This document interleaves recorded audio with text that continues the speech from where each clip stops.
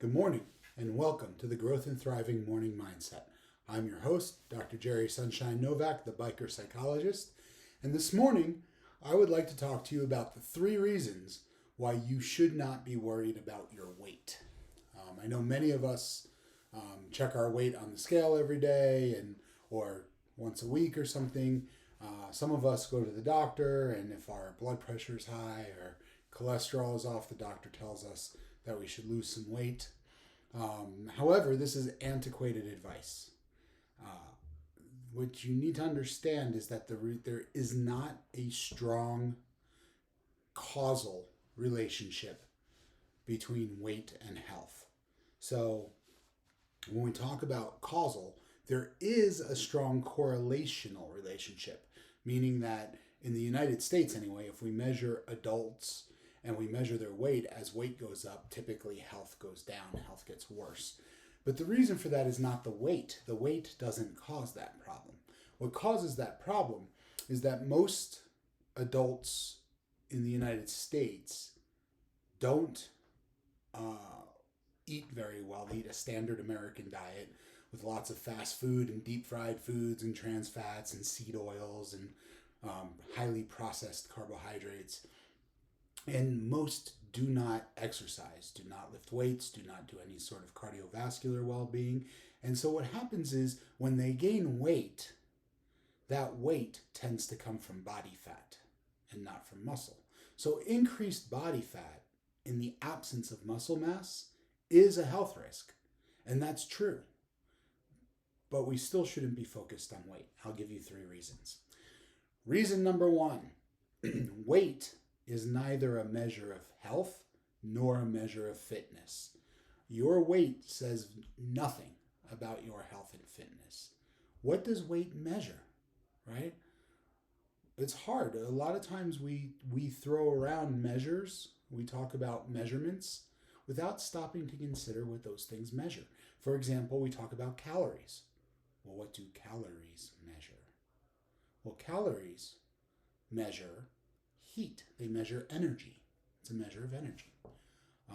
So when we say a food has X number of calories, what we're saying is that's the amount of heat it would take to burn the energy in that food. Similarly, we talk about net worth, right? What does our net worth measure? It's not how much money we have. Our net worth measures our total amount of assets less our total amount of debts. So if our debts outweigh our assets, we have a negative net worth. If our assets are higher than our debts, then we have a positive net worth. So what does weight measure? Weight is a measure of gravity. That's it. Gravity. It's not a measure of mass. It's not a measure of your body fat. It's not a measure of your fat plus your muscle plus your bone and organs. Not true, right? There are plenty of things. My water bottle, for example, has weight. It does not have fat. It does not have muscle. It does not have bone. But now it has a little less weight than it did a second ago. So weight is a measure of gravity, and the only reason you weigh anything is by virtue of living on planet Earth, where you are subject to the planet's gravitational pull, which is largely affected by the moon. The ultimate weight loss project would be to go find Mr. Elon Musk, get on the next SpaceX, get shot into space, and you will weigh nothing. Your body will be no different. You won't be any leaner or thinner or more athletic or healthier, but you won't weigh anything. So that's reason number 1. I recommend that people not focus on their weight because it's not a measure that's indicative of anything health or wellness related. If you want to improve your health or you want to improve your fitness, we should find health and fitness measures, not arbitrary measures that are loosely associated. Okay. Reason number 2 why we should not focus on our weight. Reason number 2 is because I believe it is psychologically unhealthy.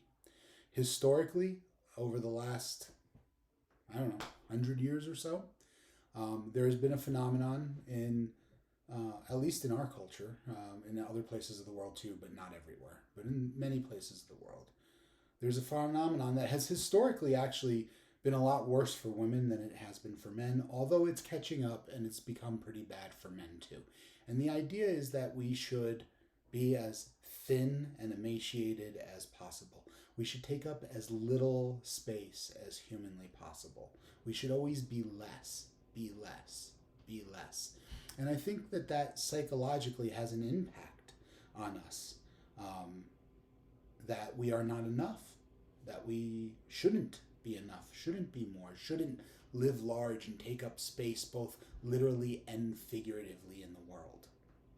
And I think a chronic focus on your weight, and especially on losing weight, translates unconsciously. I don't think we do it on purpose or intentionally, but I think over like drips in a bucket, right? I think over the course of days and weeks and months and years, that message of way less, way less, way less adds up till we feel like we should disappear, like we have no right to take up any space on this earth. And the fact of the matter is we do. We do have right, and you should take up presence. You should be present and live large and take up space and use your voice and be powerful, right? Those are important things to be. And so if we take the fact that weight has nothing to do with our health or fitness, and we mix it with the fact that we should feel empowered to take up our share of space and to spread out in the world and to be powerful and to have a voice, that's reason number 2, not to be hyper-focused on your weight. Reason number 3, and this is the most important reason. Research has pretty clearly demonstrated that, and there's a big body of research. I'm not talking about one study. There's a whole field of study called muscle-centric medicine. And this whole field of study revolves around the idea that muscle is the longevity organ. What that means is that people who have more muscle will generally live longer and healthier than people who don't carry much muscle. Okay? So now, if we take, for example, somebody who has healthy body fat, right, relatively low body fat, but very little muscle, and we compare them to somebody who has excess body fat, too much body fat, but also carries a lot of muscle, with all other factors being equal, it's likely that the person with more muscle will be healthier and outlive the person even with the normal body fat. And the person with the normal body fat, I guarantee you, if they don't have much muscle, weighs much less than the person who carries a lot of muscle. So muscle is incredibly important. Now, what I will say is the person who has a lot of muscle and a lot of body fat is still not optimally physically healthy. Optimal would be to have your body fat in a healthy range. For men, we're talking about between 10 and 20%. For women, somewhere between maybe 14 and like 28 or 30%. So to be in those ranges, to have optimal body fat and carry a lot of muscle, is where you get optimum health and optimum well-being and optimum longevity. Well, here's the thing. If your body fat is healthy and normal, and you maintain that level of body fat, but you put muscle on your frame, you are going to gain weight. You are going to weigh more. So if you start out deconditioned, if you're out of shape, if you have a lot of excess body fat and you don't have much muscle, then as you build muscle, you may also lose fat, and you may find that your weight stays pretty even, because if you gain a pound of muscle and lose a pound of fat, well, then you weigh the same thing. You may even find that you lose weight depending on how much body fat you have, because if you start to exercise, you may gain a pound of muscle and lose 3 or 4 pounds of body fat, in which case you're losing weight. But at some point, when your body hits that healthy body fat range, that 12, 14, 15 for men percent, or something like 15, 17, 18% for women, it's going to stop losing fat readily, because that's where it wants to be. That's optimally healthy. If your body fat gets lower than that, you will have all kinds of health and hormone related issues. So once you're at that healthy body fat, if you continue to add muscle, you will be improving your health and your longevity. You will be reducing your risk of all-cause mortality. And in all likelihood, you'll be improving your athletic ability as well. But you will absolutely gain weight, right? If I weigh 175 pounds, which I haven't weighed since like high school, but if I weigh 175 pounds and my body fat is healthy and good and stable, and I put on 5 pounds of muscle, I will now be 180 pounds, but I will be better off. And it won't cause my blood pressure to elevate. It won't increase my risk for diabetes. It will not increase my risk for any other metabolic disease. It will not increase my risk for heart disease. In fact, it will decrease my risk for all of these things. And so this is an instance where gaining weight will absolutely improve your health, right? And so I would recommend that you set health-related goals, right? Try to thrive. That's what this whole organization, this whole podcast and emails is all about. It's about thriving. Try to thrive. But thriving means carrying more muscle without excess body fat. Adding muscle means you will be gaining weight.